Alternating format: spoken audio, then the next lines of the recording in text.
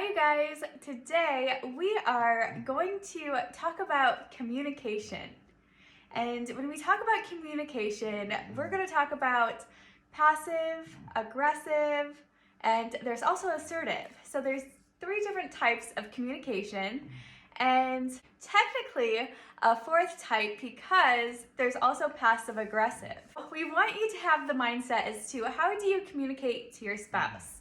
We actually normally are pretty good about communicating. I would say in the beginning of our relationship, when we first got together, I was more aggressive. I would throw my ring at my husband. I would tell him maybe a little bit about himself. I was very overt in expressing my needs and my wants in a more aggressive kind of way. Not really understanding the inner turmoil that I was having, that was really going on inside, but all I knew was that I was not okay. Yeah, I guess if I had to think back when we first got together, I was probably more passive aggressive because I didn't want to argue and I didn't want to say things I didn't mean. So I was upset about some things, but I didn't voice them. And so I kind of was passive about it, but at the same time, I was aggressive in being angry. Yeah. He would withdraw from me, so therefore that can be a sense as aggressive because then you're withholding love from someone or you're withholding the communication. And so when we think about aggression, it doesn't have to be like completely throwing the ring at your spouse, but it can be really those inner turmoils of anger, right? Sometimes anger can be expressed where it might disrupt the other person, but it can also get turned inwardly. And for me, that's how I even experienced depression because I wasn't able to necessarily get what I was trying to across to my spouse. And a lot of times you don't even know that you're in the middle of this passive aggressive and being angry. You just know there's some issues going on and you don't have the ability at that moment to work it out. And a lot of times that takes a lot of self-awareness. And if we're honest, a lot of us are not there yet because we have no idea exactly how we communicate. And it wasn't even until I really started going to therapy that I realized that I am still being passive aggressive in my communication. One, I didn't know that I was being passive aggressive. And two, I thought that I just went from aggressive to being passive, but now my communication has been more so passive aggressive in the way that I had just realized one of the ways that we were communicating in the kitchen, something had happened where I was not okay. And my husband had my phone. I snatched my phone from his hand, and without him really getting defensive, normally he would have been really upset and yelling at me. And, he was still very stern. Not yelling at you. But he didn't get to that point where it was like over the top where we couldn't even communicate. It was more like, what's going on? Why did you snatch the phone from my hands? And right away in his mind, he's probably thinking, oh, she just disrespected me, right? Usually men have that, like, I'm being disrespected right now. No. What was going on in your head? That was just completely rude. Okay, still. And so even if I snatched the phone from his hands, right, he's thinking, why is she doing that? And I'm thinking, I just want my phone. Whereas he was able to say, no, what's really going on? And honestly, I've never been given the permission in order to process what's really been going on. And so I took a moment for myself in order to really realize like what is going on and just asking myself that. And I was able to understand that I wasn't being validated. When literally 2 seconds before that, I had said something to my husband and I felt completely dismissed. He didn't acknowledge what I was saying, and so I felt very overlooked and not acknowledged. Yeah, I think sometimes for us in that situation, it was really the perfect timing because I think sometimes we can communicate effectively, but if the other person is still caught up in how they're feeling or what's going on, they may not hear it. And so fortunately for that situation, she was able to kind of see my heart that I'm not getting defensive, that I'm really concerned with what's going on, because I didn't even know. And so I think that it takes two people to communicate effectively. And, we both kind of made an agreement that we're going to try. So I may be upset with her, but I have to be able to listen and to really hear her heart about whatever the situation is, and vice versa. And so him asking me what's really going on gave me the permission to process my own emotional state.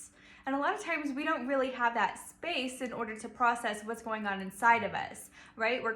That could have easily escalated into an argument where we both get defensive and I'm still yelling because I was hurt, but then I didn't understand why I was hurt, why that really affected me, and instead I was aggressive about it, snatched my phone, right? And so, but him asking that created the space in order for me to really process that. And so what happens in relationships is that we really need to start creating the space in order for us to process our own emotions. Sometimes it's not about the other person. It's not about what's going on inside of us.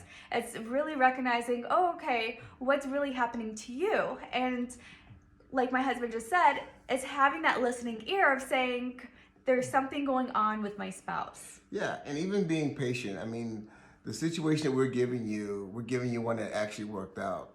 I think there's probably a situation where, well, probably every time is an opportunity, but because of the emotions or where the person is at, they miss it. And you don't really get a chance to kind of have this opportunity where I'm asking a question, she processed the question, then she comes to me, and then we're able to have a decent conversation. Unfortunately, a lot of times, because one party is upset, regardless of what the other person said, they'll both end up upset. Now they're mad at each other, and then they have to come back later. And so for me, it was a really big lesson, because I have to always be willing to do my part. And so my part is asking the question and not using my voice to be threatening or to make her feel insecure or make her be more upset than she already is, whatever it is. Because I think sometimes, just like you just said, sometimes things upset us and we don't know how to process it. And then before we know it, we're kind of taking it out on our spouse. Then it brings a bigger problem. Yeah, and then it perpetuates to something else, right? And we continue to build upon of that, and that's where we get bitterness, resentfulness. That's where we don't end up forgiving our spouse because of what we think they should know, but yet it hasn't been communicated how we were hurt. Yeah, and even when I first asked you what's wrong, you said nothing. I just, Nothing. And it was interesting. I just wanted my phone. But see, that's why I give you credit, because that was your initial response. But then after a few moments, you kind of processed the question, and then we were able to have a conversation, because I really didn't even know what was going on. I was just kind of holding the phone. She's like, shh. And I'm like, hey, what's going on? Mm-hmm. And so really identifying how are we communicating to our spouse, right? Yeah, and I think too, we have to engage. It's easier not to engage. Mm-hmm. It's easier to say, you know what, you're going through that, you can have that, I'm just good. Mm-hmm. We need to engage so that we can know and learn our spouse. Mm-hmm. And I think every time we willing to go into the fire or whatever the conversation is, the argument, the disagreement, the breakdown of communication, when we choose to walk in that, it may not always end well, but guess what? I'm trying, and I'm willing to jump in that fire with you, because it's important for us to develop our communication, to grow with one another, for you to learn me, for me to learn you, and be able to walk through that together. Because if you don't work it, guess what? You're going to always be at square one in your communication, still having those same breakdowns. Yeah. And our communication styles change, right? Like at first I was aggressive, and then it went to strictly passive, and now it's more passive aggressive. So eventually we want to aim for assertive, where we're not causing damage to the other person. So passive aggressiveness, I can essentially hurt my husband because of my actions and what I'm doing. And it's not intentionally. Sometimes what we do is that we give more people credit than they deserve. And we need to really stop doing that because I really did not understand what was happening with me. And I think sometimes when we come from a curiosity position rather than, oh no, they know, then we just set ourselves up for expectations and failures in our relationships. Yeah, and sometimes right after the situation occurs may not be the time to deal with it. Sometimes people need to cool off. Sometimes maybe it's the next day, say, hey, you know what? Yesterday we kind of had an issue. We didn't work out. I know I may have said some things that upset you, but you know, it's important for me, and I hope it is for you, for us to work on our communication. So can we just revisit that just to kind of look at it and analyze it so that way we can both learn from it? I think that would be really, really helpful in marriage. And so this way you can kind of talk about it. And, you know, listen, there's nobody perfect. We all have our issues. We all have our flaws and our shortcomings. And we all say and do things that we wish we could do in a better way. Well, there's no better way than kind of analyzing that after the fact, after we're both calmed down, we both have forgiven each other or whatever needs to happen. And then we can talk about it. And then boom, there you go. Or even better, after you do that, you go, let's do a reenactment. Let's go back to that moment and let's say the things that we wish we'd have said. Let's respond in a way that we wish we'd have responded. And that's a great way to kind of work through that as well. We hope that this has inspired you in order to just have more self-awareness, understand what's going on inside, and give yourself that permission to analyze what's really behind the behavior in your actions.